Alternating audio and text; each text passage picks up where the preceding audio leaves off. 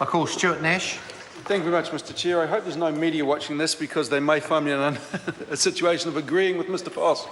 Mr Tabito, it was a rather naive speech. And the reason I say that, Mr Chair, is there are a number of reasons why this is a very important development in the international banking sector.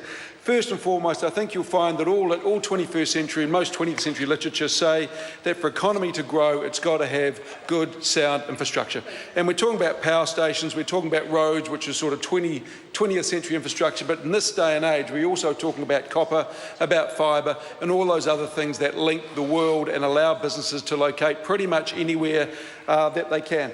And when you look at the applicants that have joined this bank, you know, we're talking about India, Thailand, Malaysia, Singapore, the Philippines, Pakistan, Oman, Qatar, Sri Lanka, Uzbekistan and Vietnam. New Zealand was actually the first developed Western country to apply to join, and in recent months, Mr Chair, a number of others, Germany, Britain, for example.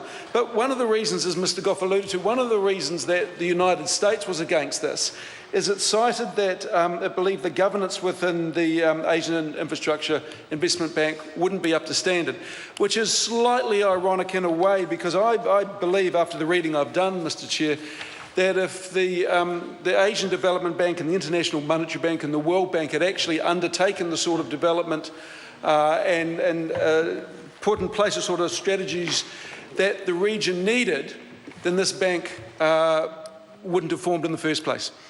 In fact, the irony is that the push for change around the IMF has been supported by President Barack Obama, because he himself actually called for reform in the IMF last year. So this has really sprung up as a need in the region.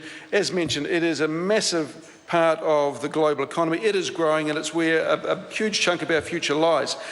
The thing is when they talk about, when America mentioned the governance arrangements and the concerns they have, if you read through the Chapter 5 of Schedule 8, it lists all the governance arrangements. It seems to me it is very clear they need a quorum of 2/3 of members. Each member of the bank will be represented on the Board of Governors and should appoint one governor and an alternative governor.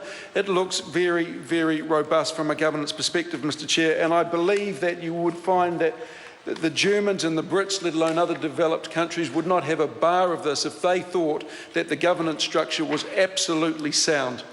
The other thing I would like to talk about, Mr Chair, is if we go to Article 2 in Schedule 8, we look at the functions.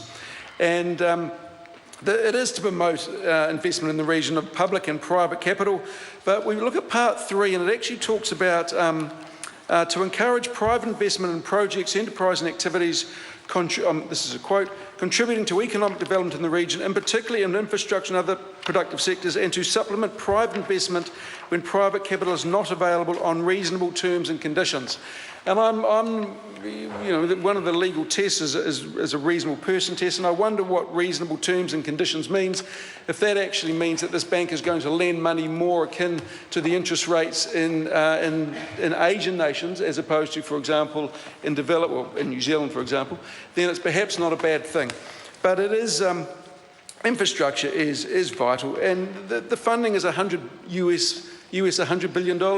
That sounds like a lot of money, Mr Chair, and in many circumstances it is, but when we are talking about major infrastructure projects, $100 billion actually is not that much money when you think a large power station can cost $2 to $3 billion.